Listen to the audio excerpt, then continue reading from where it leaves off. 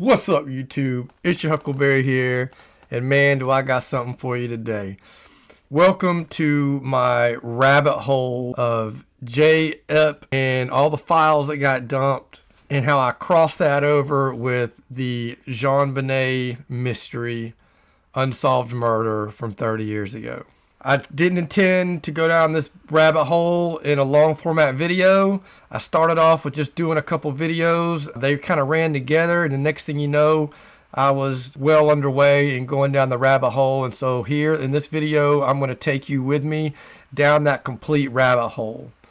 I will be breaking it up into some shorter videos and releasing them, but I implore you to watch the whole video. The beginning is very wow. The second part is super informative. The third part is almost mind-blowing. And then the fourth part, listening to some videos that this woman did on Instagram talking about JonBenet, it's crazy. And then it all circles back around. And so just bear with me and watch it. I hope you enjoy the video. Please leave me a like down below. I would appreciate it. And let's get into this. First part of the video, I start off reviewing Asmongold. He had a short little video. I thought it was going to be a short little reaction video, and it just led into the next video. So this is Asmongold reacting to something that he found in the Epstein Files. Someone hacked Epstein's Wikipedia, and the person was found dead at the bottom of a cliff? Wait. Epstein had someone hack Wikipedia to modify his page. Then this person eventually died, found at the bottom of a cliff. Insane document found in the Epstein Files. To Jeffrey Epstein from this random guy. They have all sorts of protection around your, quote, mugshot picture on Wiki. We are hacking Wiki now to remove it and replace it with the photo that you sent, which will have the headline, Jeffrey Epstein, businessman, philanthropist. By the way, we took you out of the sex... Hold on, guys. I was doing a little research yesterday.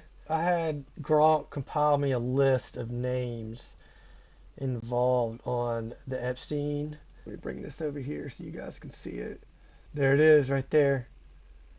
Attempted to alter Epstein's wiki page. Yep, he's in there for sure. So let's go back now and let's see what Asmon can uncover for us here. Offender category and remove the headline in the beginning sentence from the wiki that also stated sex offender, and now it just reads businessman philanthropist. We recorded the IP addresses of the people who were going in and changing our edits back and actually hacked the site to block them back in. That's why the site has been stable. Smiley face. An email to Epstein in 2010 describes a deliberate search engine manipulation to bury reporting on his crimes. They boosted all other Epsteins to bury any direct searches for his name plus file. This is clear evidence. So this guy hacked Wiki. So this is after Epstein was convicted back in 2008. This guy hacks in and then reports back to Jeffrey about everything that he did. Man, those files are crazy, guys. And I was going through the rabbit hole and I was doing the JonBenet connection and trying to go down that rabbit hole because some of the pictures that were released in the Epstein Files, and I'll show you what I found. Anyway, let's go back to and let's see what Asmon's talking about and what he can dig through. Of a coordinated deceptive reputation control. Jeff, I'm very happy to report to you today that we have managed to get some very positive results already. This was not the case as of yesterday when we checked, so the bots may have just made their rounds, taking our work into effect. If you type your name into Google News, the first article that came to the very top was the most recent suit from last month, and as you scrolled down there were other articles. If you typed your name plus file, etc., you would get scores of results of news, blog, and other entries. Now, if you type your name, you will see endless pages of Google News about every other Jeffrey Epstein, but you will not see any more news articles about you. Even if you type in your name plus file, a direct search, no documents will turn up. And this is just, it's an email. They're just posting this. We did this to by effectively creating massive amounts of links, search engine parameters to all the other Epsteins. Of course, if new articles appear, we will have to deal with them on a case-by-case basis. We will have a Google alert on all terms, so we will catch things when they appear. This, of course, will be the main effect as the Google search, as the articles will now start coming down in relevance. We are now embarked on a very offensive similar strategy for the main web, which requires posting of new websites. Anyway, we are very pleased about this. Wiki hacked, finally changed mugshot out. It was heavily protected. Added a whole new section on your wiki entry, pushing the bad stuff down on the page in wiki, even though we reworded most of it so it isn't that bad, working on the photo switch. I took out the convicted sex offender. In 2015, Sekel's body, that's the guy, to Jeffrey Epstein from this random guy. Sekel's body was found at the bottom of a cliff near his home in southern France. As of December 2021, his death remained unconfirmed by French authorities. What? How, guys, what the fuck? Collaboration. Exactly. With Jeffrey Epstein. Around 2010, Sekel and Maxwell. Wait, which Maxwell is this? This isn't the one I think it is, right? No, I don't think it is. Wait, it's not Giselle.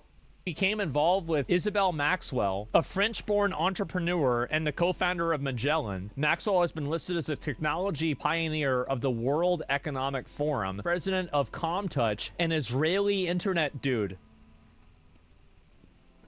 Wait. Oh my God, that's her. That actually is her sister. The sister. So, Giselle's sister had a husband or boyfriend or whatnot that hacked and to try to protect Jeffrey, and then 5 or 6 years later was found deceased at the bottom of a cliff. Now we're talking about Jeff, dude, like this guy who, when it was brought up on charges in 2018, was the very next day had 6 55-gallon drums of sulfuric acid delivered to him, which under the guise of water purification needs, because it does have a use for that. But I mean, come on. How are you going to disappear somebody when you're really trying to disappear somebody? You're going to use sulfuric acid. I mean, this stuff isn't hidden from you guys. This stuff is right out in front of you. And now with the Epstein files, with all this dumpage of stuff, redacted or not, like there's enough stuff in there that you could put the pieces together. This is craziness. Oh my God. And so this guy, the last person that he dated until he died from falling off of a cliff was Ghislaine Maxwell's sister. Oh man. How about that? And you can't make this up. I don't even know what to say. This is insane. And she's still alive now too. Holy fucking shit. So mega rich family, the Maxwells, yeah. And then she's a president of an Israeli internet company in the Economic Forum. Like, this is the kind of shit, bro. Of course, going back to Israel again, the mainstream media doesn't want to talk about this stuff because who they're getting paid by, their higher ups, who owns them, is part of the problem. You can't make this up. This is like movie shit, dude. Guys, it's over. All right, guys. This time we're going to get into a free press synopsis of all the videos from the dump of the files. So I thought this was also an interesting video because it explained exactly a majority of what was in there.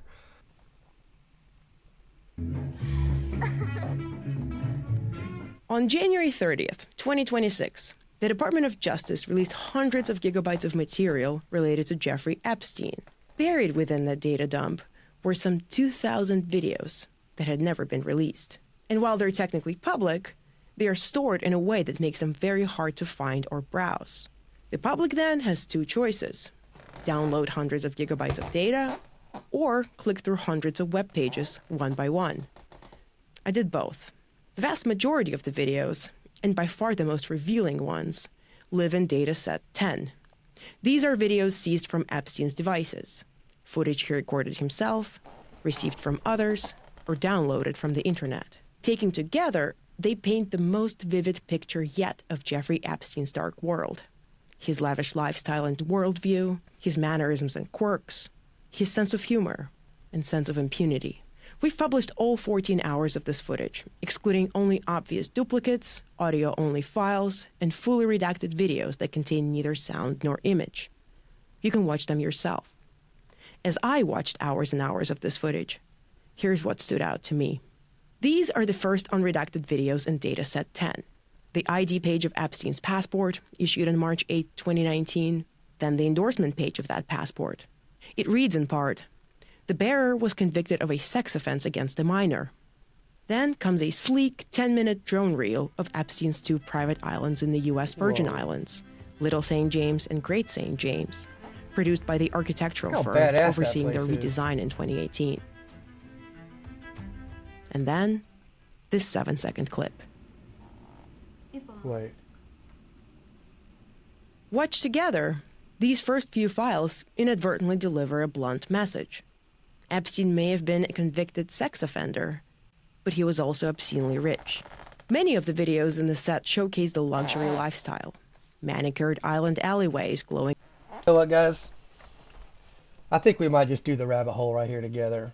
I think we're just going to do it all. I think when we're done here, I'm going to go ahead and show you this other stuff that I alluded to at the beginning about JonBenet. Let's just do it. Let's just do it all in one long format video. I want you guys to participate in this rabbit hole with me. In the morning sun, meals at high-end restaurants, parties on the yachts and private jets. One nearly 38-minute VHS tape of Epstein's Island looks like something out of the Succession opening credits. And it carries the same unease. Because no matter how glossy the footage looks, you can never quite forget that what you're watching is a potential crime scene in progress. Partly because whenever women appear on camera, their faces, and often their bodies, are obscured by black squares. Tell us what you'll be learning today. I'm learning some Yay! Exactly. Some videos appear to be ones Epstein sent. $100 bills fanned out in a hand, glittering jewelry, and what looks like explicit videos of himself. Far more appear to be videos sent back to him. Young women dancing, or sitting, or lying down in bed, their bodies obscured by black squares, with naked limbs occasionally slipping into view. A large brown teddy bear sits on the bed of one young woman, whose videos recur throughout the dataset. Those videos are extremely difficult to watch. More disturbing still are the occasional moments, more often than you'd think, when the redaction fails, when a girl's face is visible for a few frames, or even for an entire clip. Another set of videos, filmed by Epstein himself, offers a clearer look at how he treated women. Look a little happier. Smile when you spit. Smile like that. Go ahead, just look. You can smile, it's okay. Look at me like you love me. In one clip, he seems to urge a girl to do something she's clearly uncomfortable with. Just think about it. In later clips, she appears to be shaking her head. But perhaps the most disturbing videos are those that, without context, look almost innocent, like this one, of a young girl in a candy store picking out jelly beans. Or this one, which would look wholesome, were the girl's face not redacted.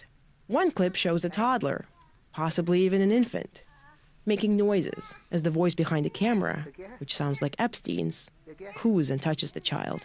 Hello, Tootsie. Hello, Tootsie. One fully unredacted video, shot from above, shows a toddler in a white t-shirt and shorts walking down the steps. Combined with videos showing a paternity test on Epstein's desk, the question that lingers in my mind is, who is this child? And why is he here? In some videos, Epstein appears on camera with his potential victims. They dance, they laugh. In one clip, he chases someone around a white marble kitchen island. In another clip, Epstein seems to lift a girl's shirt mid-video. She protests, weakly, before giving up. The video has no sound.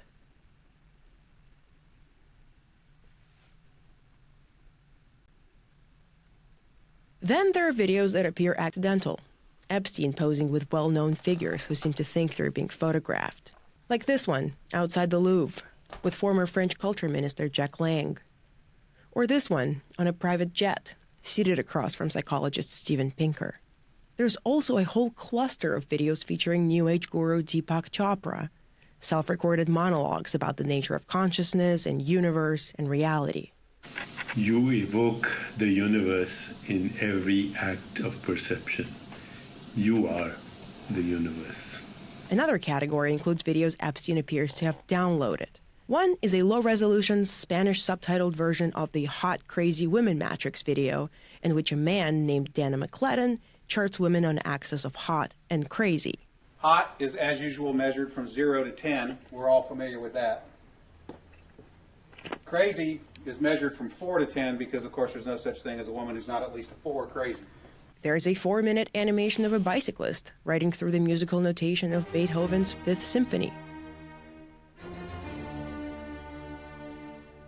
A Fox News segment anchored by Tucker Carlson about John Bolton. A Britain's Got Talent clip featuring a talking dog named Wendy. Come on, hey, say something. No. And then there's porn. A lot of porn. The sheer volume of these videos is revealing in and of itself. So are the watermarks in the corners of the screen, the only visible part of those clips. Towards the end of the first batch of videos in dataset 10 is a nearly 2-hour interview between Epstein and Steve Bannon, reportedly filmed for a sympathetic documentary. The conversation drifts through philosophy, economics, science, and Epstein's ascent to elite institutions. One of the wilder and most revealing exchanges comes at the very end, when Bannon challenges Epstein on whether institutions should accept money from a Tier 1 sexual predator. Tier 1. What's Tier 1's the highest and worst? No, I'm the lowest. I'm the lowest. You're the lowest. Okay, Tier 1, you're the lowest. But a criminal. Yes. Epstein defends his philanthropy by arguing that the recipients, like mothers of children receiving polio vaccines in Pakistan, would not care about the source of the funds. And that's where it gets truly bizarre. I think if you told him, if I told him the devil, 100%. the devil himself. The devil himself said, "I'm going to exchange some dollars for your child's life." Do you think you're the devil himself? No, but I do have a good mirror. It's a serious question. Sorry. Do you think you're the devil himself? I don't know. Why would you say that? Because you have all the attributes. You're incredibly smart. You remember, the devil is Was somebody the devil knows smart? The devil's brilliant. You read Milton's Paradise Lost. No, the devil scares me. None of these videos reveal a new Epstein. They reveal the same one, over and over again, operating in plain sight, insulated by wealth, surrounded by enablers, and confident that the videos, like everything else, belong to him. You can watch the full videos of Dataset 10 at thefp.com. All right. Well, thanks to the Free Press for showing us that video. That was pretty enlightening in telling us, in generally, what was on a lot of the videos that were dumped on us. That was probably tremendously hard to go through. All right, guys. So this is what started the rabbit hole for me. I came across some pictures that I wanted to talk about, and at first I wasn't sure if I had enough substance for a video, but then with what you just seen and with what I got coming after this, it all seemed like it meshed pretty well. So let's get into it. Thanks for watching. But we're going to show you some pictures now that we pulled out of the Epstein files that a lot of people are talking about. So first we're going to show you JonBenet. This is the photo of JonBenet Ramsey off the Boulder, Colorado Police Department website. This is the photo that they show you when they discuss her case. So let's look at some details here, namely the blonde hair and the garment she's wearing, which I believe they call a jumper. And then let's go and let's pull off some pictures off of the website. Let's start with this one. This is a picture that was hanging on Epstein's wall in the mansion that he owned. It is known that Jeffrey had already had graying hair in the mid to late 90s. So this lines up chronologically with her disappearance in 96. Her body was found on Christmas Day 96. What do we notice about this picture? Yes, you see the blonde hair. But look at this jumper. Is that not like an identical garment to this here? Which in itself is really bizarre. That's really strange. Almost too coincidental.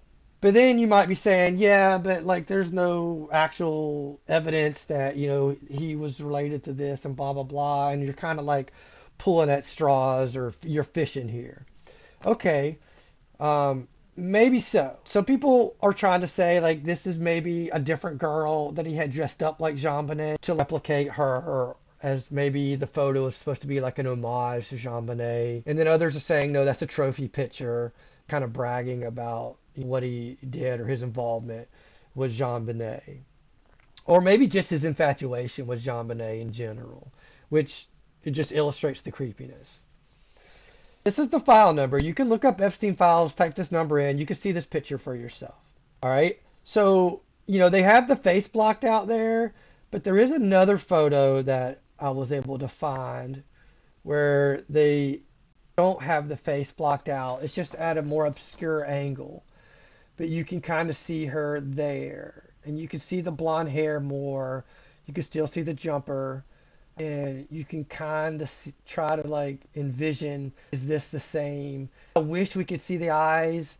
As blurry and pixelated as the picture might be, it does kind of look like that's JonBenet.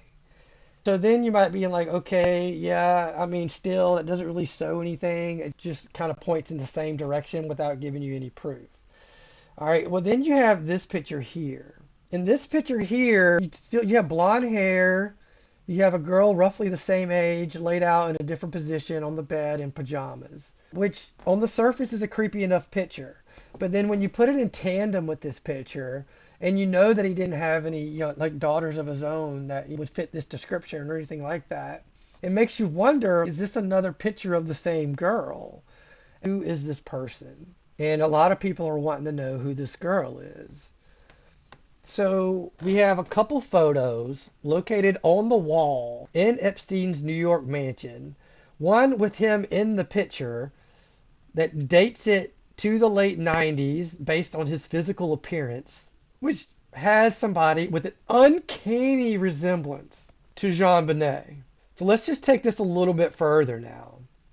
This is where things really get jacked up, guys. Like, you think what I've shown you is messed up enough, but this is where things get really jacked up, okay?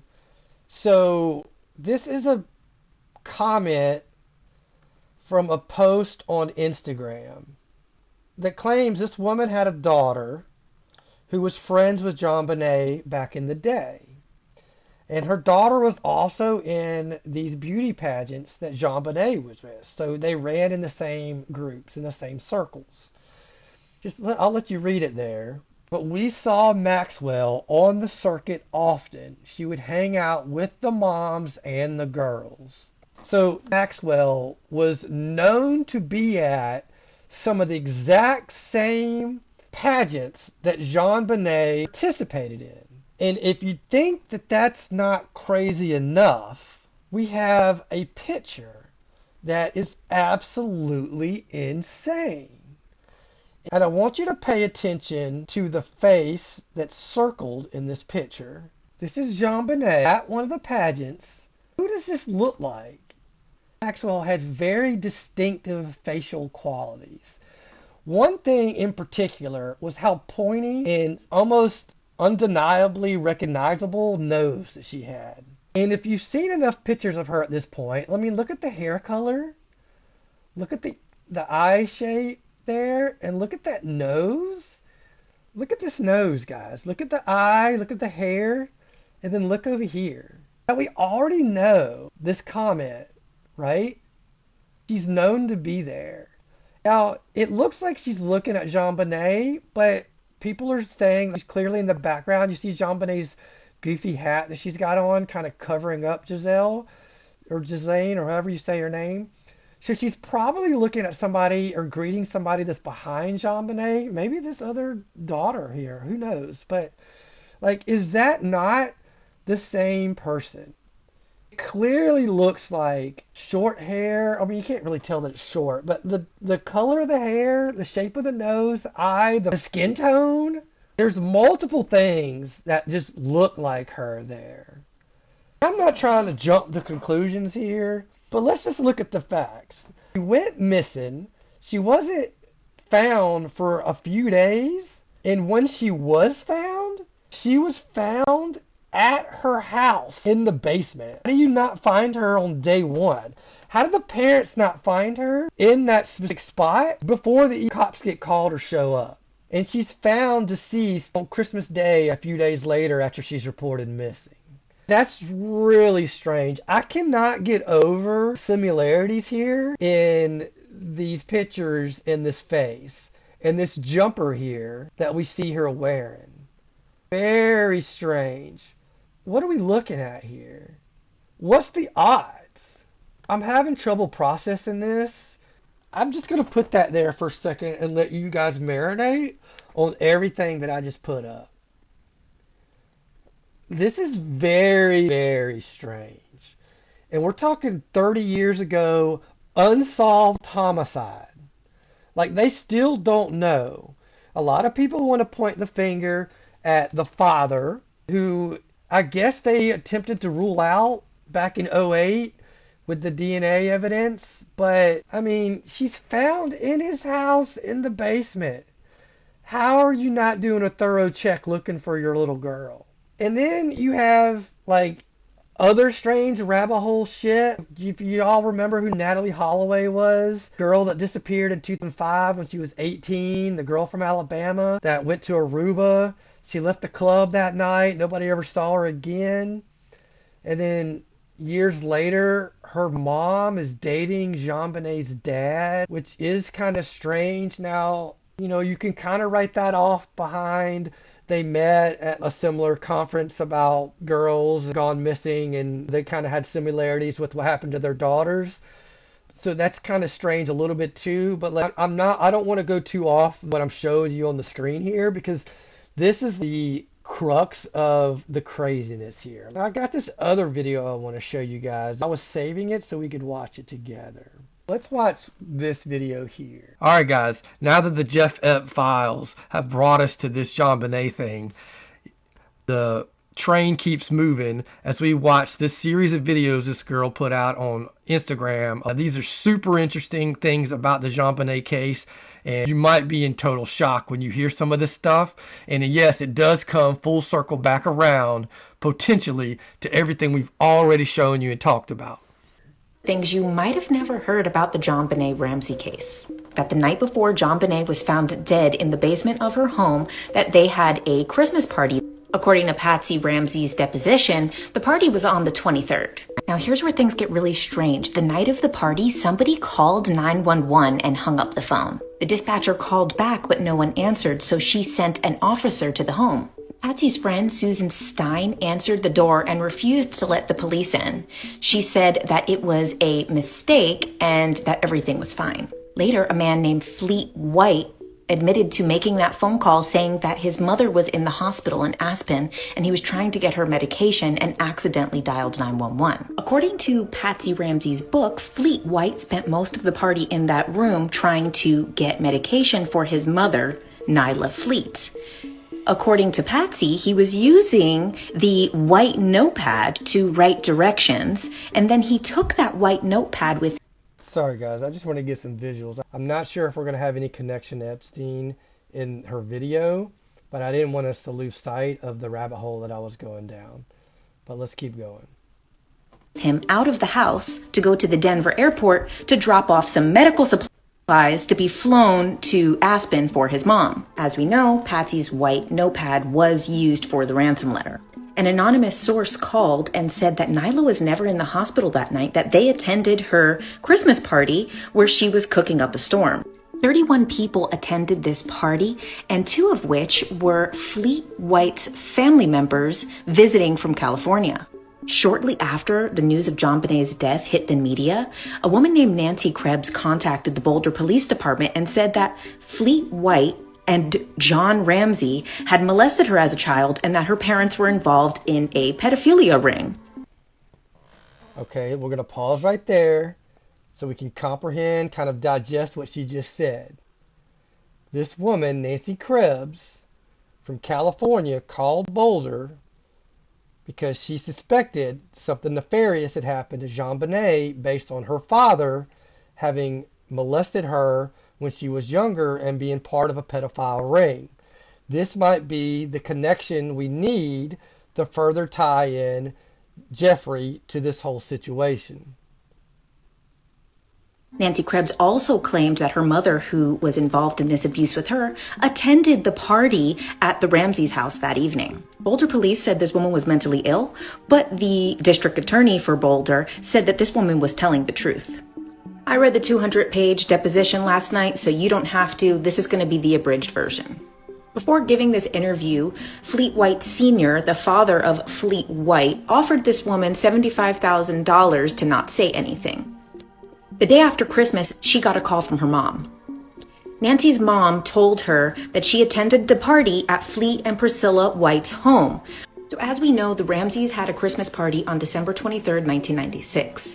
On the 25th, Christmas Day, they attended a party at Fleet White and Priscilla White's home. Also in attendance. Now remember, JonBenet's body wasn't found until that night. So they went to these parties, which is mind-boggling to me. Attendance was Nancy's niece, her sister's daughter. Let's go to the family tree for some clarity. Here's Nancy, Nancy's mom, Gwen. So as you can see, Gwen's godfather is Fleet White Sr., meaning that the Whites are not blood related, but as the godfather, his son was seen almost as an uncle to Nancy. As you see right here, Jane Doe is the niece who attended Fleet White Jr.'s party. See, Fleet White and Priscilla Brown are married. So Jane Doe, the niece, was visiting Nancy Krebs, and they were at a street sale at Payless. They saw something with a Barbie, and when Jane Doe saw this Barbie, she went into a complete meltdown. And as you can see here, she says, they're going to kill my guinea pig, and they're going to kill me like they killed the little girl. Mind you, Jane Doe was in attendance at the party on the 25th, the night before JonBenet was found dead. Now, the cops asked her, how does this factor into the story? She said, because this is what happened to me as a child. They would pick something that I cared about, and they would tell me they're going to kill it or that they're going to hurt it. So they bring the girl back to the car, and in the car, she's screaming on the top of her lungs, they're going to kill me, they're going to kill me. Then the detectives ask, have you ever met John or Patsy Ramsey? Nancy Krebs said she met Patsy Ramsey in the 70s at a Rainbow Girls convention.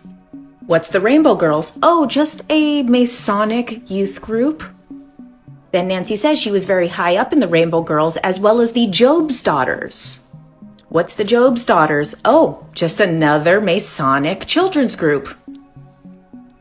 Every time the detectives ask about John Ramsey, this woman starts to have almost a panic attack and asks to take a break. And guys, this is where it starts to get really fucking gruesome, okay? If it hasn't been gruesome enough, I think what she's about to say is really about to blow our minds. So let's hold on tight here. I cried last night reading this, so I just want to warn you guys, well, the stuff that's coming is very graphic. That these are some very serious allegations. But before we continue with this interview, I want to just note that Nancy Krebs did not go to the media. She did not sue. She did not make a penny off of telling this story. Nancy went to a therapist, to the Boulder police, and to the district attorney. She did not receive publicity or payment for anything. The only thing that she received was humiliation, defamation of character, and ridicule. I just want to say that she was in her 30s when she gave this interview, and JonBenet would be in her 30s today. And if JonBenet survived that night and lived to tell her story today, would we also accuse her of being mentally ill? Why is it that we only believe that something was wrong when people die, but then question the people who survived? Let's get into it. So long before JonBenet ever died, Nancy and her therapist had been working on all of her trauma, and they decided to write a letter that would never get sent to her Uncle Johnny. She never knew her Uncle Johnny's last name, and when she saw this case on TV, she recognized John Ramsey as her Uncle Johnny on TV. In this letter, she asks her Uncle Johnny what he did with the money from prostituting her. What did he do with the money from the pornographic images and videos that they took of her and subjected her to? She also claims that her Uncle Johnny created several businesses to funnel money through as a cover-up for the pornographic things they were selling. Pause this to read. They ask her when was the last time she saw her Uncle Johnny, and it was in the 7th grade. Again, these are extremely graphic. I'm not going to read it. What I remember about John being there was that there were several times when I was in 7th grade that he would tie me to the bed and tie me in the closet on a thing that we had in our closet, like where you hang up clothes, like a clothes rack, a pole in the closet. And he would have with me or me or and lots of time where there was actual film speed taken, movie cameras, and also pictures. Okay, who would take the videos of you? Who would take the films of you? It would be different people at different times, and sometimes whoever just was there would take the pictures. Did the video show both of you? Did it show you and John Ramsey? Yes. During the time, there were lots of men that would come over for with my mom, and sometimes they would, or looks like, join in the same bed. Pause to read. Jesus Christ. This is where things start to parallel the JonBenet case. And at other times, like especially if they were going to be doing a movie, they would use methods of bondage. And it was not with ropes, it could be chains or handcuffs, pantyhose, or whatever they just felt like using. They would bring Mackie in on occasions to strangle me. How do you mean strangle you? I mean, he would use different things at different times, but a lot of times he would go for my neck and he would push. What I now know to be like this an artery, and he would push and push, and I could hardly breathe. Or he would take some kind of little string, small rope, put around me, and just choke me to death. Did you ever become unconscious? Yes. I would pass out sometimes. And he would, and then Mackie would, especially at first, when the first started doing. She says that they would wrap a rope around her neck to get a reaction that would appear as if it was a orgasm. The cops ask if she's ever gone unconscious. She said yes, and that they would get mad at her for passing out during the video. And here's where she says Christmas is a very significant time, that she endured this abuse on Christmas for several reasons. One, it would give time for injuries to heal over Christmas break before they went back to school. Another reason is that they have a lot of people come over, and then when people start to leave, there's no question when some people decide to stay a little longer for an extra drink, and then that's when the second party starts. I would also like to note that December 24th is a satanic holiday. It's called the High Grand Climax and is considered a blood holiday. Nancy goes on to say that they would use an electric device like a cattle prod on her, and we also know that JonBenet had taser marks in her throat. Stay tuned for more. Okay, wow guys, we're gonna keep going down this rabbit hole right now, and hopefully with me still. How did the friends of the family make it to the house before the police did? Patsy called 911 at 5:52 a.m.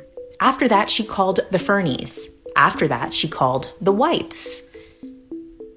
At 6 a.m., the police arrived, but the friends were already there. How did she make 2 phone calls in that time after just finding out that her daughter is missing, that there's a ransom note, and both of them make it to her house before the police do, within 8 minutes? Here's where things get really weird. Steve Thomas, the lead investigator on this case, who arrived at 6 a.m., said the first thing that Fleet White did was go downstairs to the basement, looked around saying, JonBenet, JonBenet, and he opened the door of the room that she was in, looked around, said it was too dark, he couldn't find a light switch, so he closed the door and locked it. He locked the door of the room that JonBenet's dead body was in. 2001 deposition, Fleet White was questioned on this. Lynn Wood asks about the time frame, how long before he went downstairs, and yes, it's that Lynn Wood. Lynn Wood, you might know him from the 2020 election when he was a lawyer who came out and said that there is an evil cabal that controls the world and they stole the election from Trump. Lynn Wood was the Ramsey family lawyer. In another deposition, Lynn Wood gets into a fight with another one of the lawyers and says, I've made more money on the Ramsey case than you've made in your entire career as a lawyer. You want to bet on that?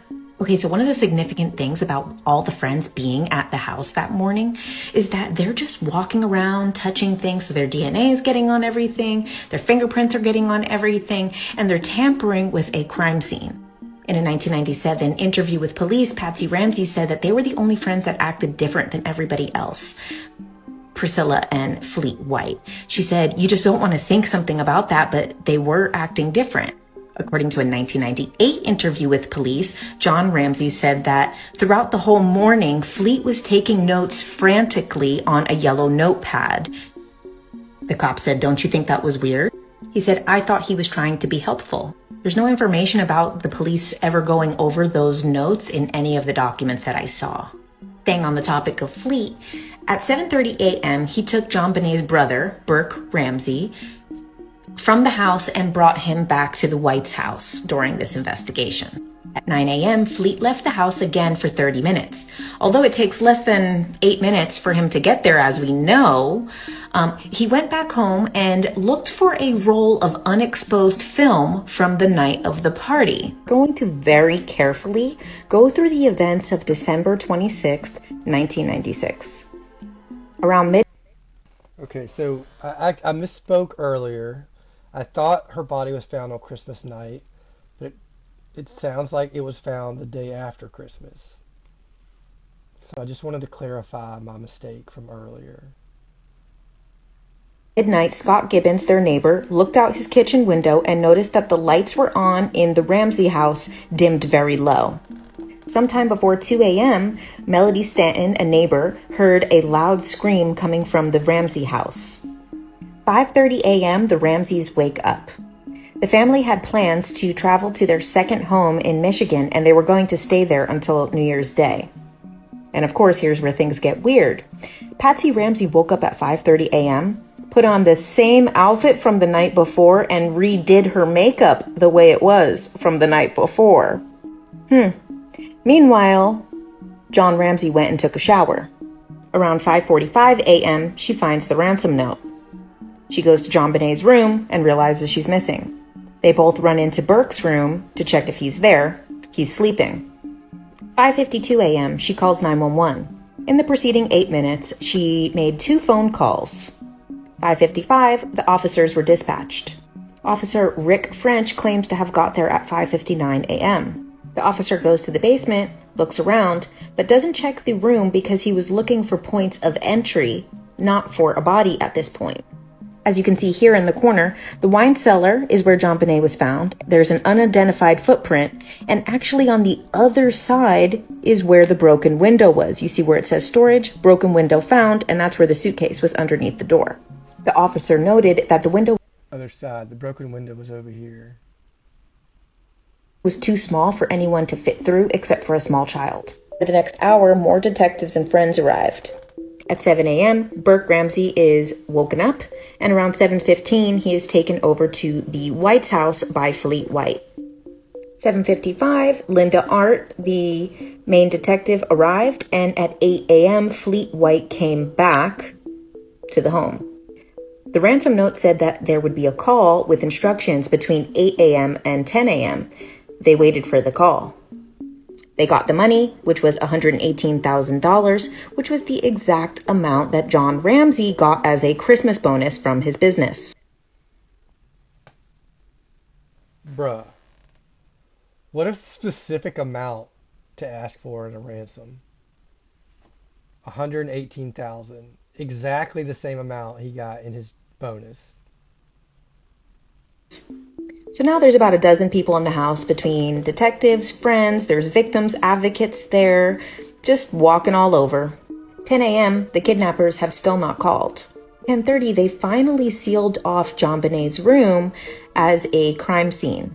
At around 10:40 a.m., John Ramsey leaves the house to pick up the mail, even though they would receive the mail at their house. At 1 p.m., the detective said, "That's it. We need to search this whole house top to bottom." In her testimony, she says that the room went tense and quiet. John Ramsey bolts down the stairs to the basement and comes up holding his daughter's dead.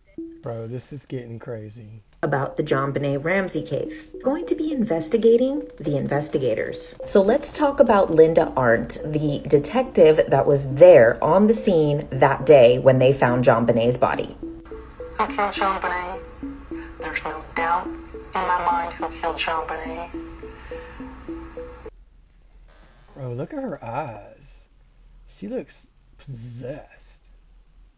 And while this investigation is still ongoing, I don't think it's appropriate that I say that name out loud. Linda got there at 8:10 in the morning. She was asked, "What is your first impression of John Ramsey?" She said, "Cordial." The interviewer says, "Was he distraught?" She said, "He was cordial." She said, "Is he upset?" Cordial. The morning that JonBenet was reported missing, we know that there was many police officers in and out of the house. Linda was the only detective that was there. As we know, the kidnappers were supposed to call between 8 and 10 a.m. When the call didn't happen, Linda noticed that the family had no reaction to the fact that the call didn't come in. They never even mentioned it. She said that Patsy and John stayed in separate rooms the entire morning until they found the body. As we know from the previous videos, at 1 p.m. she said, "We're going to search this house top to bottom." And instantly, John Ramsey found the body and brought it upstairs. She said when she saw John emerge from the basement, holding JonBenet like she was a doll, my mind exploded. I saw black with thousands of lights. Everything I noted that morning that stuck out instantly made sense. We had a non-verbal exchange that I will never forget. At this point, Linda was the only officer in the home. She says, "I leaned down to her face and John leaned down opposite me, and his face was inches from mine. He asked, 'Is she dead?' I said, 'Yes, she's dead.' As we looked at each other, I remember tucking my gun right next to me and consciously counting the 18 bullets. She was asked why did she count how many bullets she had. She said, "'Cause I didn't know if we'd all be alive when people showed up." Oh, I get a chill. She said, "Whoa. I knew what happened. I knew what happened to her." Some background on Linda is that she was actually specialized in sexual assault cases.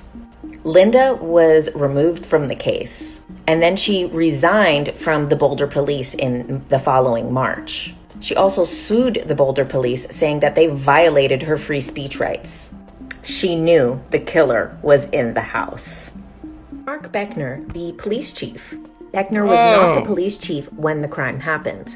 He took over for Tom Kobe. Kobe retired after public scrutiny because police did not secure the crime scene. In 2015, Mark Beckner did a Reddit AMA, which is an Ask Me Anything, a Q&A with Reddit users. Later, he said, "I had no idea this was going to be public and regretted it and deleted most of the posts.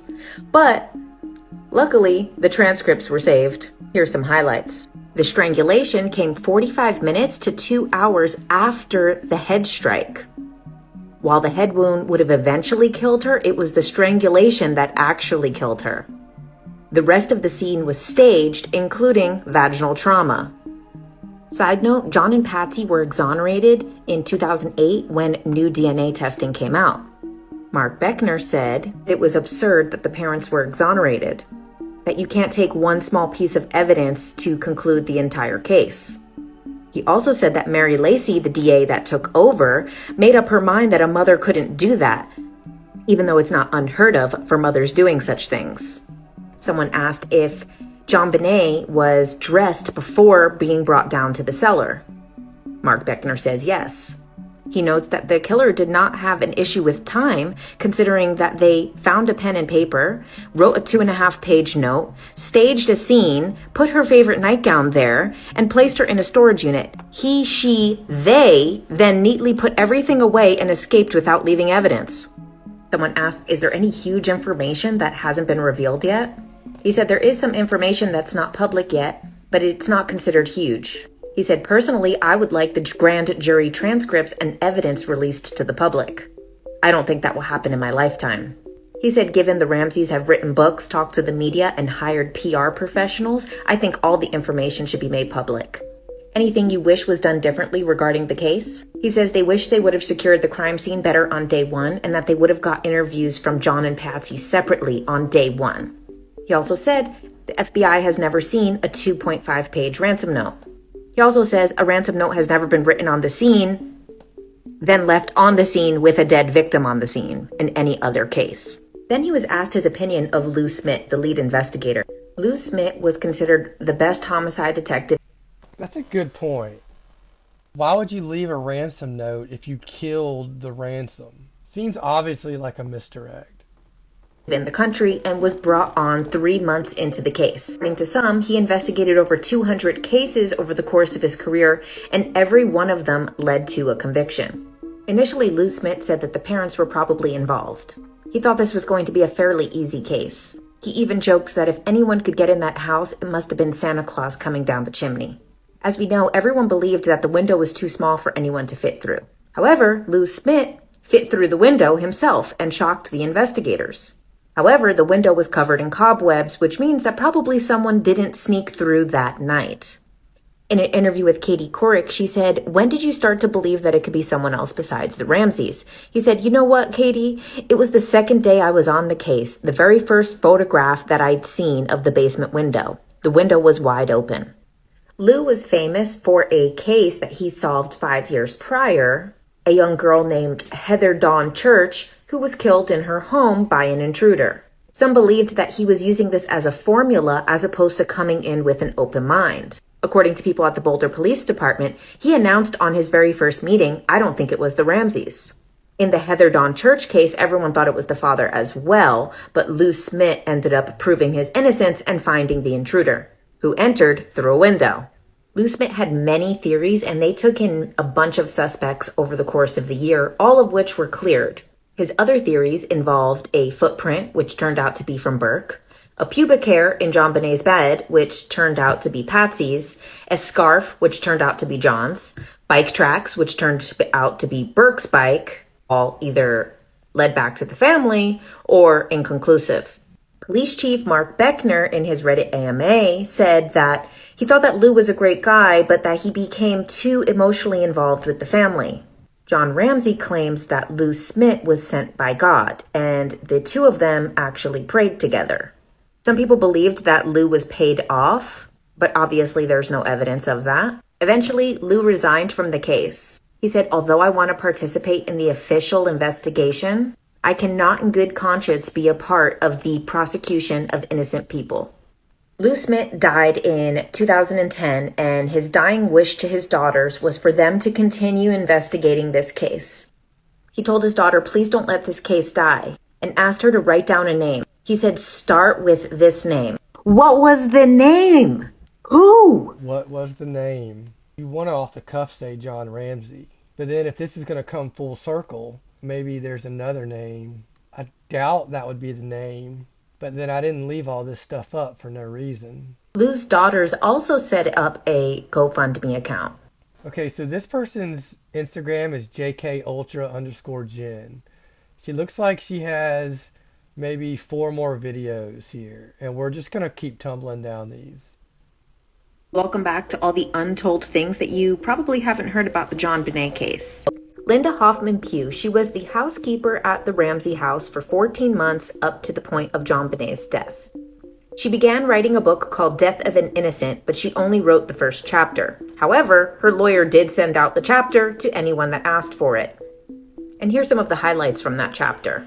She said that John and Patsy had absolutely no affection in their relationship. She never saw them touch each other, not even hold hands.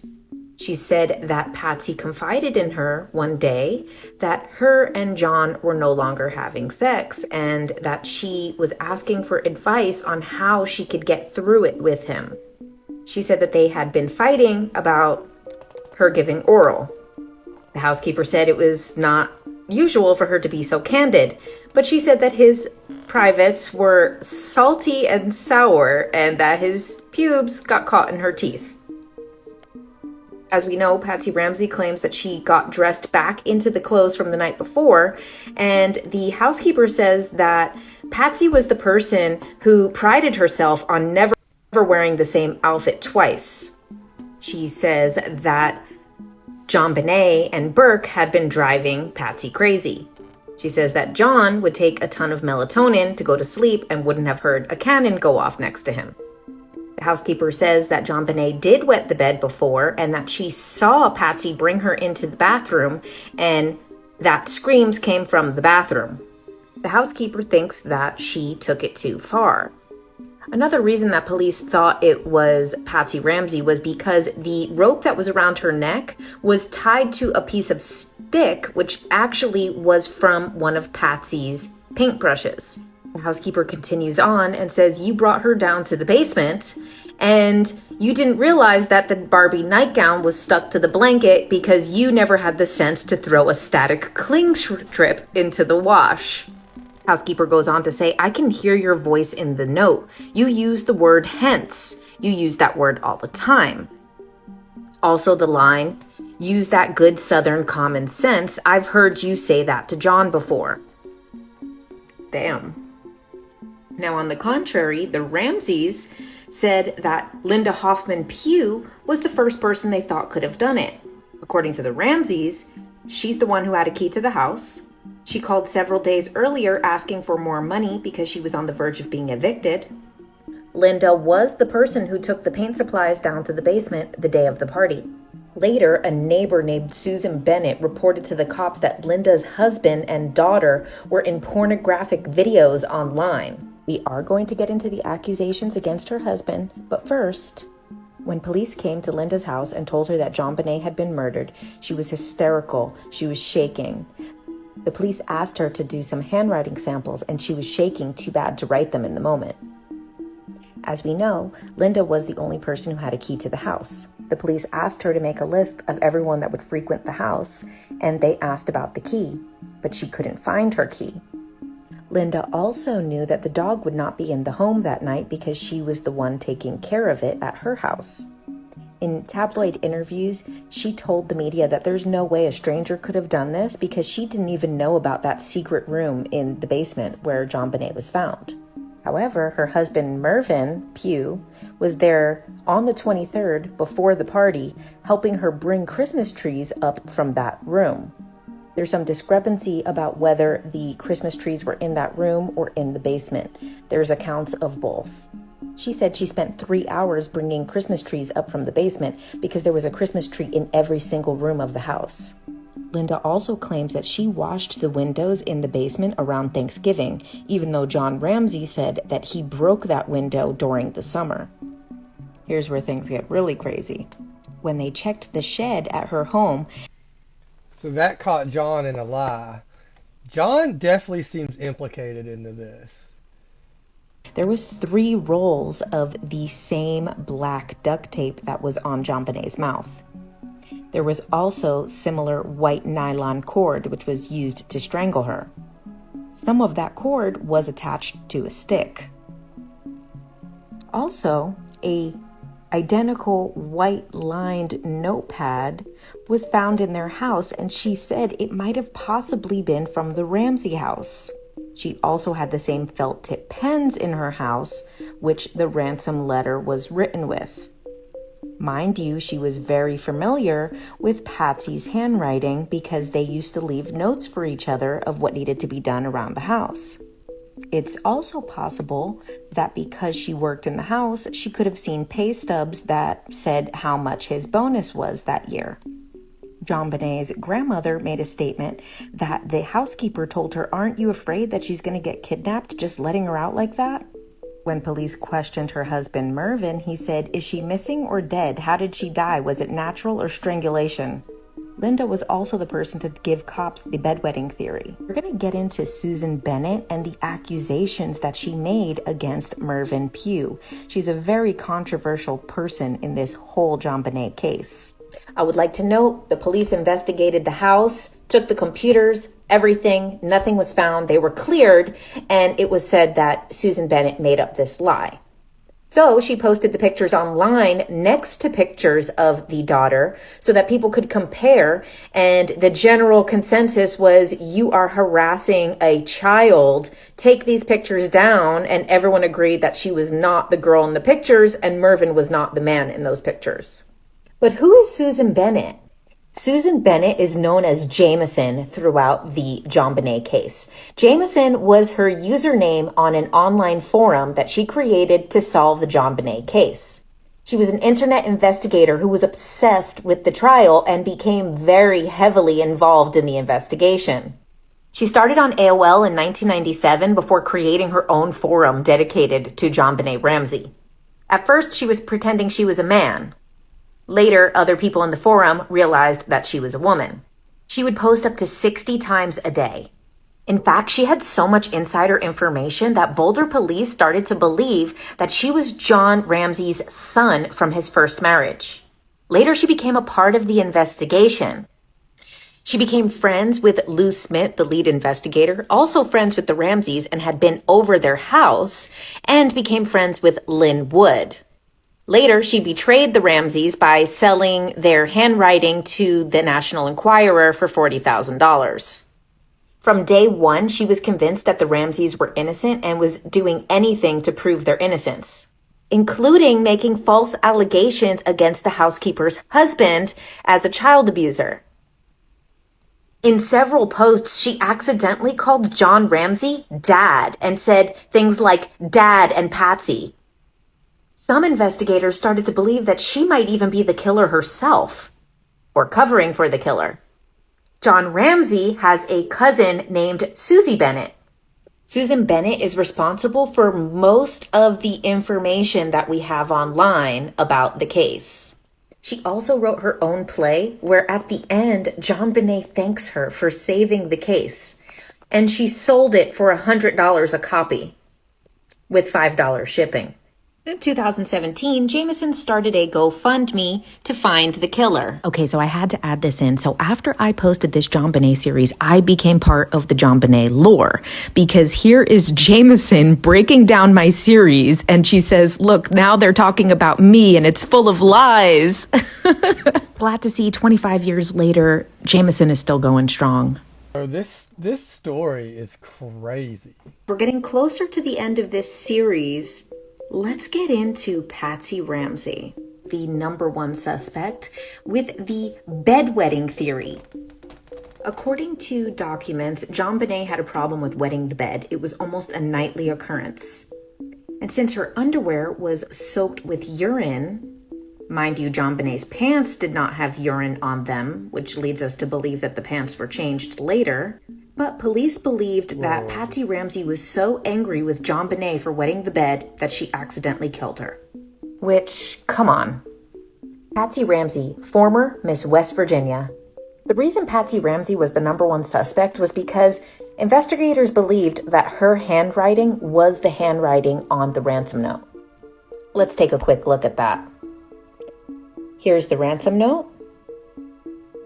And here's Patsy Ramsey's handwriting. Take a look at these, pause if you have to, but looks pretty similar. Larry Ziegler, an FBI examiner and handwriting specialist, was on the case. Someone got a hold of his resignation letter. He says, I am not a liar for hire. To answer your question specifically, no, I did not decide that I was wrong. No, Patsy should not be excluded as the writer because she is the writer of the ransom note. Then goes on to say, note, there's a difference between an author and a writer. One could be the author, but not the writer of the notes. He says, I never said I know who the killer is. I said that I know who wrote the ransom note.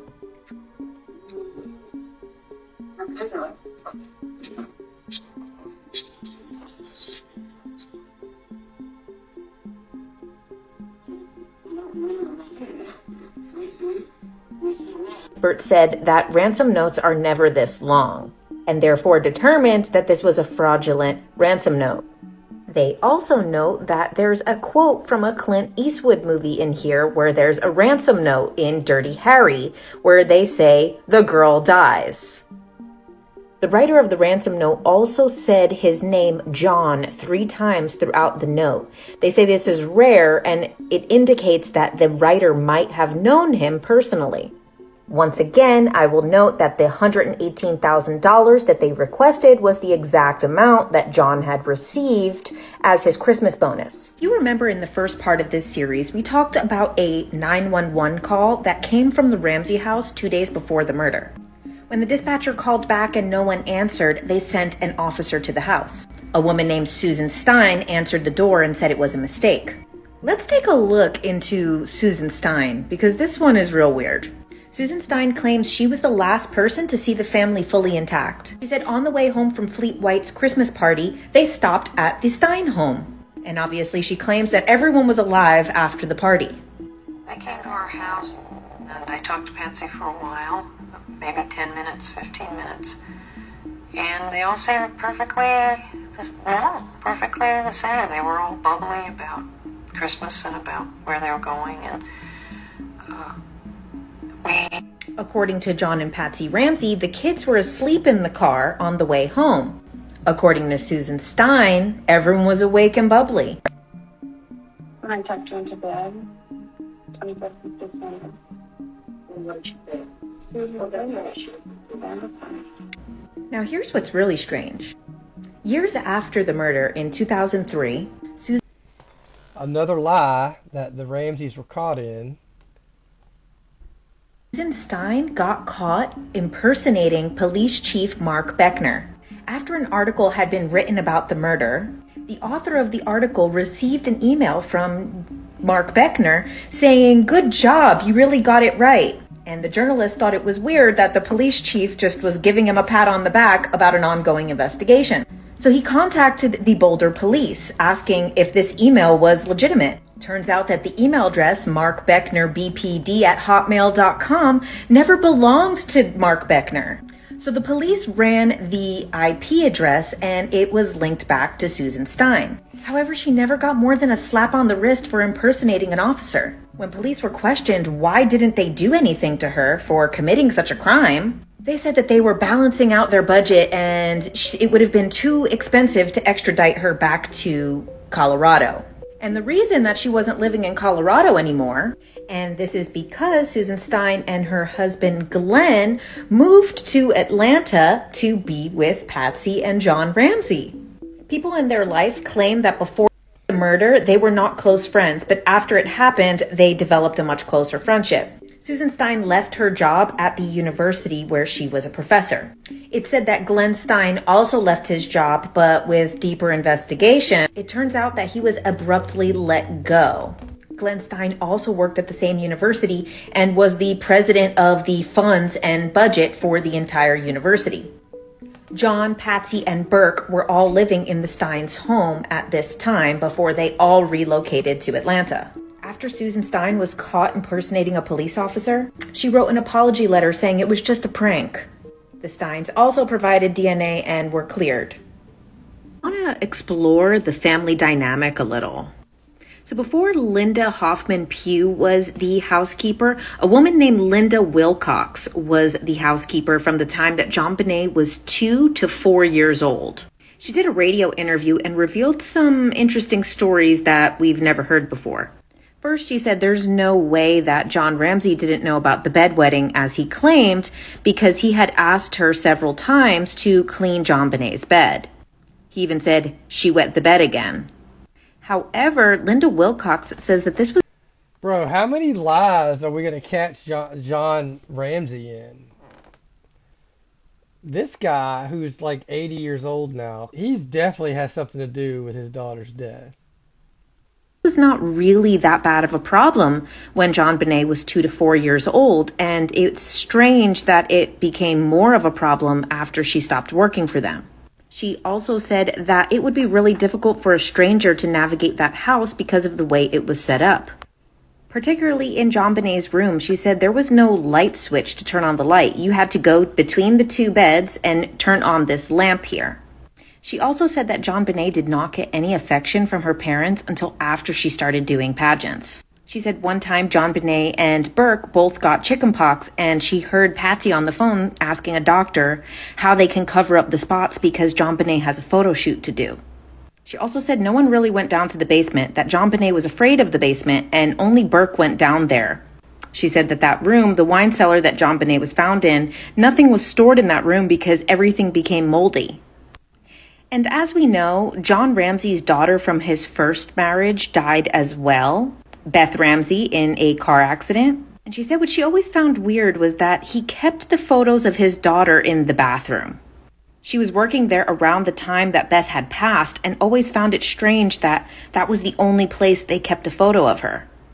She also talks about the former nanny, Suzanne Savage. She said that after Suzanne stopped working for the family, she went back to visit JonBenet because she had got so close to her.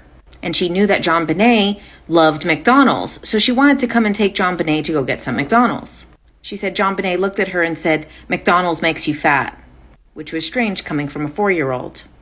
Linda Wilcox also said that one day Burke Ramsey came into the kitchen and said, "Mom, am I fat?" Patsy said, "No, why?" Burke said, "Well, what's wrong with me then? Why is everyone oohing and aahing over her?" Meaning JonBenet. Linda Wilcox also said that JonBenet was the only person in that house who had any joy, that she was the only one that smiled. And the thing I found most interesting about what Linda Wilcox had to say, she said that John Ramsey had a photo in his room from his days in the military that said Subic Bay Training Center, which made her suspicious about the way the ransom note was signed. All right, I think we got 2 more, guys. Hang with me here, because this is very compelling and interesting. There's a suspect that you might not have heard of. Chris Wolf.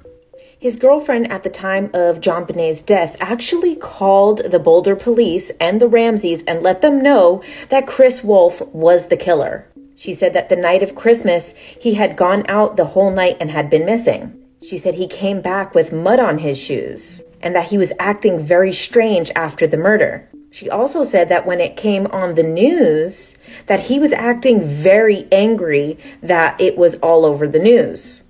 And get this, they found one of his sweaters which said SBTC on it, which stood for Santa Barbara Tennis Club. Chris Wolf was a reporter for the Boulder County Business Report, as well as the Colorado Daily. And for some reason, he really hated John Ramsey. Now look at this. His girlfriend cut up a bunch of pieces of his journal and recreated the ransom note. Take a look at this. Look at the listen carefully. It's almost identical. The original ransom. The recreated one with his journal entries. Original. Recreated. When police came to him for questioning, asking for a handwriting. That's crazy. Patsy's handwriting was really similar too, so now you don't really know what to think about that. Sample, he became violent. He claims that he didn't know who John Ramsey was, but his girlfriend, Jackie Dilson, and her friends said that they mentioned John Ramsey and Access Graphics, his company, in March of 2006, and that he went ballistic because of their connection to their parent company, Lockheed Martin. She meant to say 1996. And as we know, they're one of the biggest companies in the world and provide the weapons to the government. Chris Wolf called John Ramsey a merchant of death. In fact, Chris Wolf even wrote an article in the business report about John Ramsey's company. But later in a police deposition said he had no recollection of it and that he wrote many articles, which he forgot about immediately after. He had also previously said that Lockheed Martin was responsible for killing children all over the world. His girlfriend also said that there was 5 pairs of little girls' underwear in his bathroom, which of course he denied. A man named Ricky Elsey said that little girls' underwear fell out of his truck. Chris Wolf said that must have been Jackie's truck that they fell out of.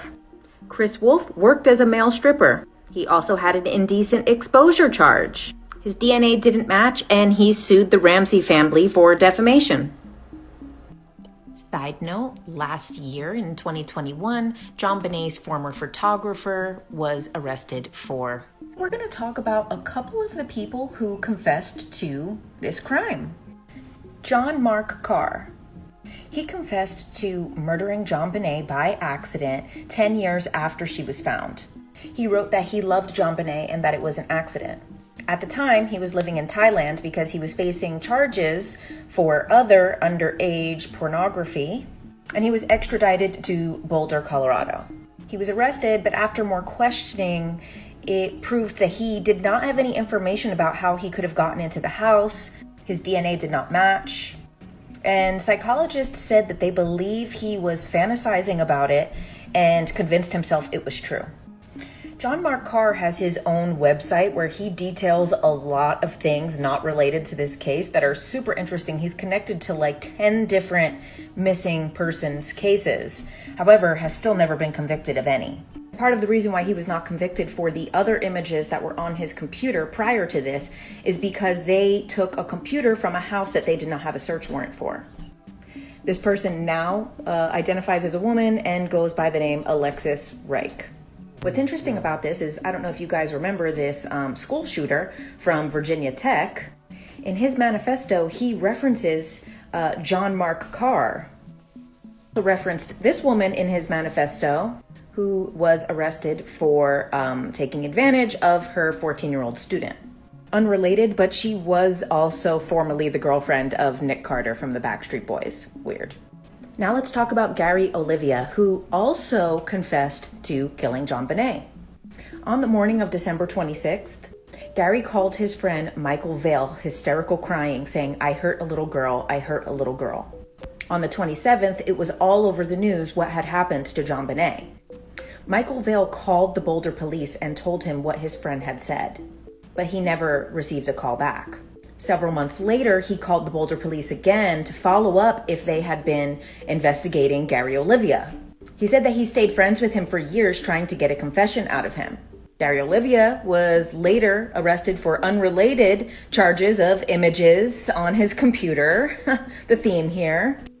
When he was arrested, in his backpack, he had a stun gun as well as a photo of JonBenet ripped out of a magazine. From jail, he wrote several letters to people confessing to the murder. Although he did live close to the Ramseys at the time of the murder, DNA proved that he was not at the scene. Then there's Michael Helgoth. He did not confess.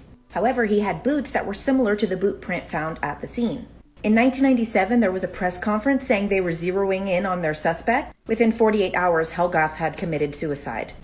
There's a lot of misconceptions about DNA. I had to research it myself. And because of shows like CSI, people have this perception that DNA is this 100% match, and that's just pretty much never the case. Start off with the DNA that was found on the scene. The drops of blood that were found in her underwear was a combination of JonBenet's DNA and an unidentified white male.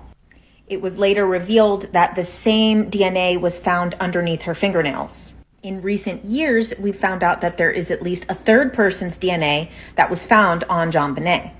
The problem is that if it's a composite of several people's DNA, then basically they're looking for someone that doesn't exist because it's a combination of 3 people's DNA, which some experts say that it makes it worthless as evidence. They also say that this DNA doesn't necessarily mean that it came from the person who did the crime. It could have came from the manufacturing or other things. And it has been revealed that the underwear she was wearing was a size 12 when she was a size 6. And the underwear she was wearing had been actually bought for her cousin, who was much older. And that the underwear were ripped out of a brand new package and put on her, which led some investigators to believe that the DNA would not be matched because it was coming directly from the manufacturer. Mark Beckner and other investigators have said that exonerating anyone based on DNA alone is actually not realistic in any case. So I want to provide you guys with the list of everyone that was tested for DNA. The list goes on. And it continues here. It said that DNA is 95% accurate, although when it comes to paternity testing, it's wrong 30% of the time. 25 years ago, we had much different testing available. Since then, they've found testing called touch DNA or trace DNA. This was how the Ramseys were exonerated in 2008. 2015 study, 2 people shook hands for 2 minutes. Later, one of them touched a knife. 85% of the time, both people's DNA showed up on the knife. There's also been several cases of people planting DNA. In the case of Adam Scott, where there was some type of spitting incident and someone took the spit to the scene of a rape, and he spent 5 months in jail before it was revealed that his DNA was planted there. Experts, a 100% match is extremely rare. And if there is a match, there's no way to tell how the DNA actually made it to the crime scene. Many cases of law enforcement planting DNA at scenes. Okay, we got one more, guys. I'm not sold on any of those suspects there. And this still seems like the dad to me, even though the handwriting was pretty compelling. Man, what a crazy case. No wonder it hasn't been solved 30 years later, because it's just all over the place. Talk about some of the weird and freaky things connected to this case. On December 24th, JonBenet went to her friend's house. The friend's mom was talking about oh, JonBenet, how did you like having Santa at your house? Quote from the book Perfect Town, Perfect Murder. JonBenet told her friend's mom that Santa Claus promised he would make a secret visit after Christmas. The woman said, oh no, Santa comes tonight. JonBenet said no, he said he was coming after Christmas and that it was a secret. And this Santa teddy bear was found in her bed even though no one knew where it came from. The strange thing was that animal hair was found all over JonBenet, including under the duct tape that was on her mouth. Ramseys did have a dog. They had a Bichon Frise, which was a white dog, and it was dark animal hairs that were found on her. After testing, it was believed that they were from a beaver. A homicide detective named Perry Freeman from Colorado Springs, who had formerly worked with Lou Smith, says that he received a call from an anonymous tip line. The volunteer who was answering the phone freaked out and said, here, take this. When the detective came on the line, the person said, listen carefully, I'm not going to repeat it again. The call said that they know who did it, that it was a pedophile ring of elite and powerful people, that it was an accident and that they did it with a garrote, which is the way that she was strangled. According to Perry Freeman, this was before anyone knew about the garrote. Since Boulder was far out of his jurisdiction, he just called the detectives working on the case and gave them the anonymous tip. Years later, he talked to his friend Lou Smith and said, did anyone ever follow up on that? Lou said that he saw a note about it somewhere, but it's not something they were looking into. You can check out his YouTube page. Bruh, you gotta be kidding me, dude. Where he describes the call in greater length. This one is really interesting, although it can't be proven that this is where this information came from. If you look up Dean Ryan, he created a short film where he claims that these documents were given to him. The person who gave these documents said they had a private conversation with Judge William H. Long. In the video, he reads those documents in length, and they're very specific about Colorado being involved with Satanism. According to this private conversation, the person claims that Judge William H. Long also said that it was a pedophile ring. He said that JonBenet was used to her dad and 2 other guys, but that night it was 7 people, and he does name some of those 7. Bro. Another people in that YouTube video. This one. Although unproven, many people believe that this picture of JonBenet.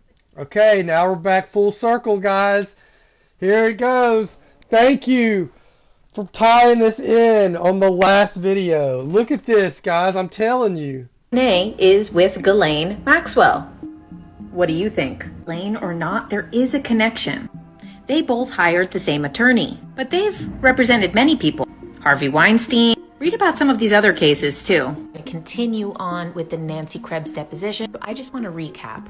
Nancy Krebs claims that Fleet White and John Ramsey abused her as a child.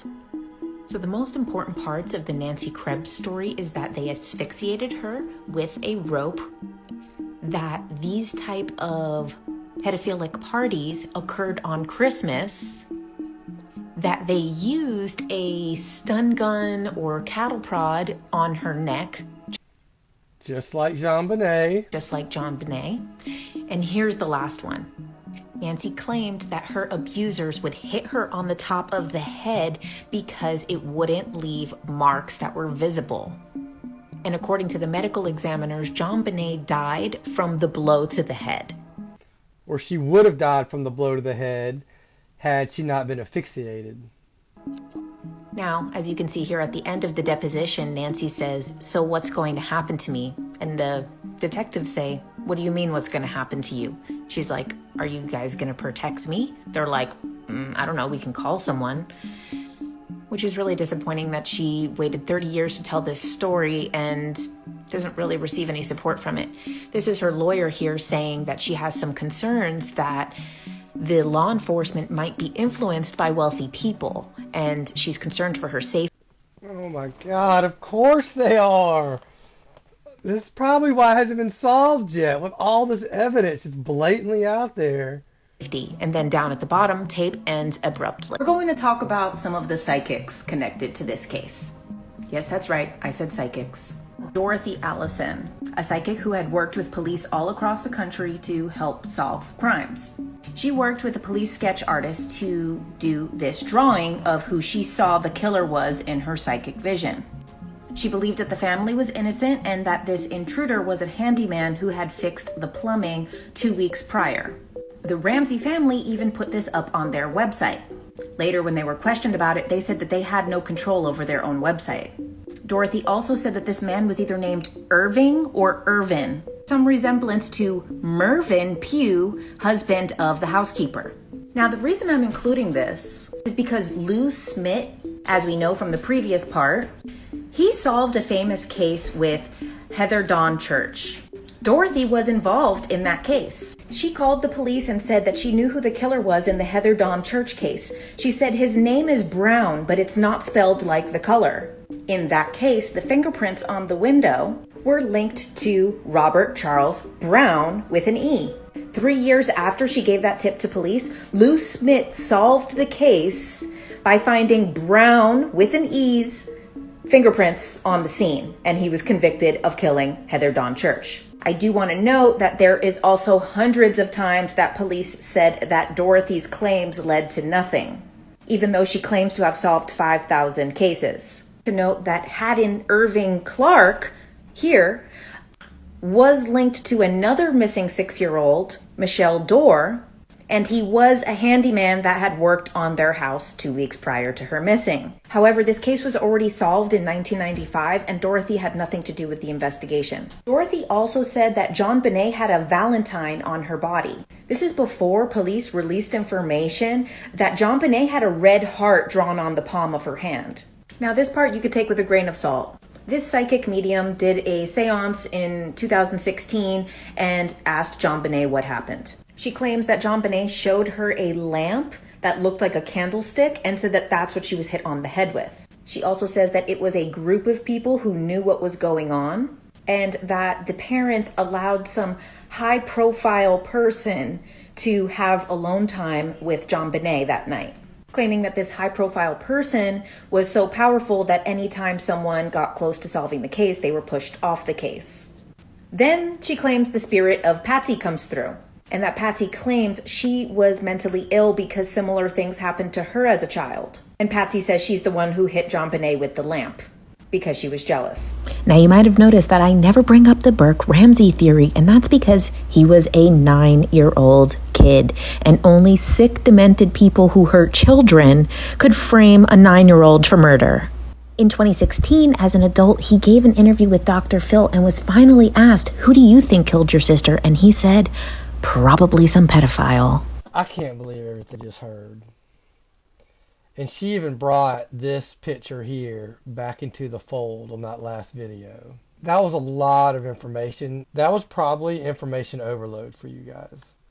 But if you stuck with me this long, thank you. I really appreciate it. And I hope that this information was enlightening for you, because this is just blew my mind.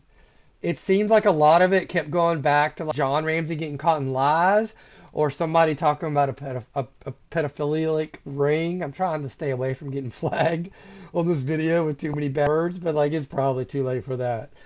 But for her to bring back this picture, this is crazy to me. This is the last known photo of JonBenet. Right here. Apparently 2 hours before she was murdered. All right, guys. So now that you sat through all of that, there's one part left that I want to bring to you from the video. This time, we got a short little video of John Ramsey talking, but more importantly, we got a age progressed photo of what JonBenet would probably look like had she be alive today at the age of 36. And I'm going to put that next to, because a lot of people are conspiracizing about this, what 37-year-old Erica Kirk looks like now. Okay? Now remember, JonBenet was a pageant queen when she was 6 years old, right? Erica Kirk won a pageant, Miss Arizona, and JonBenet's mom was Miss West Virginia. So there's definitely a pattern of pageants here, and the conspiracy keeps on going. It's this one I don't necessarily believe, but it's very intriguing to put them side by side and to give it a look. So here's that video. So just first of all, how are you, and how is your life going? Well, it's going well. I am grateful for that. My kids are healthy and grandkids are healthy, and so you have to look at what's good in your life and be thankful for it. Do you indulge in the what ifs? I mean, if JonBenet were alive, what would she be? Once in a while, yeah. Today, she would be in her late 20s. Yeah. You know, what would she be doing with her life? All right, guys, just humor me because there's a conspiracy theory about this too. What do you think? Is there a resemblance there? I mean, there kind of is actually. And it's also kind of ironic that she was in pageants when she was a kid. Erica Kirk is Miss Arizona. JonBenet's mom was Miss, what was it, West Virginia? So there's definitely a pageant theme going there. I mean, the eyes look really similar.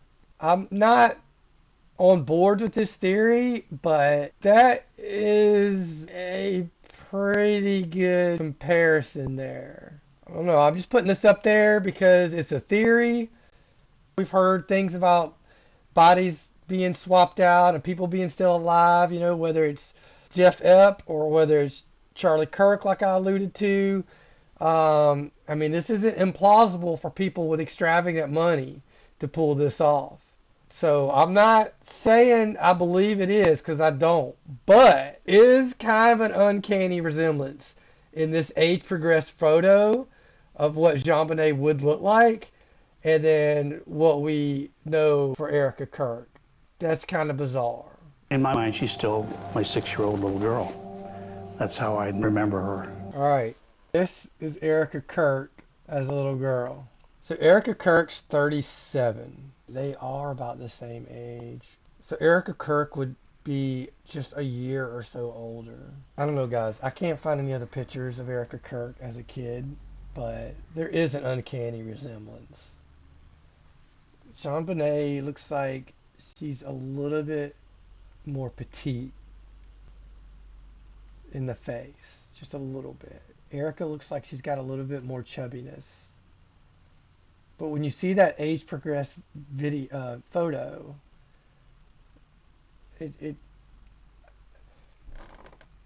I don't believe it. But with cabals pulling strings and plants and corrupts and all that kind of jazz, dude, it's not outside the realm of possibility is all I'm saying. All right, it's taken almost 12 years, but the family of JonBenet Ramsey has been cleared in her death. New DNA tests point to a mysterious man who is not a member of the family. The DA apologized. Mm-hmm. This was 2 years after Patsy's death. Right. Well, I figure Patsy knew that, you know, from whatever vantage point she had in heaven. In my mind, it was, okay, now let's get on with finding the killer. All right, guys, I don't know how much more of this rabbit hole we can go down right now. I actually have a quick JonBenet Ramsey update for you. A lot of you have been hitting me up and saying that there is this new development where John has gotten this letter from a woman who claims that her ex-husband was JonBenet Ramsey's killer. So I was looking into it, and then I actually just texted John Ramsey's new wife, Jan, just to see, like, okay, is this legit? Is what we're reading? What am I missing? Is there more context? There's always more context, you guys. Here's what she said. She said, at the moment, we don't know that it's significant. It doesn't fit the profile, so JR is skeptical. He answered question about tips we get, and this one has blown up. However, he passed on the information. So this is another example of where I feel like maybe the media decided this was the thing. Right, this is the thing that's going to get clicks. It's what gets people talking. But it doesn't sound like he believes this is any more viable than any of the other tips that he has gotten in. Obviously, he passed it along. Obviously, we'll see if there are any updates. And I'll let you guys know if I hear anything. All right, guys. I think that's going to do it. This has been quite the rabbit hole we just went down. You know, we started on Ep, we ended on Ramsey, and somewhere in the middle they crossed over with a lot of similarities there. So if you enjoyed the video, I implore you to give me a like down below. I would really, really appreciate it. I'm just starting out this YouTube channel. I've done tons of videos. I'm learning this whole process. I appreciate you guys sticking around with me. I appreciate you going down this rabbit hole. Give me a subscribe. That would be amazing for me. I really, really would appreciate that. But more than anything, I hope I can just see you back another time, okay? So this is your Huckleberry. You can call me Huck. We'll see you next time. You're a daisy if you do. Peace.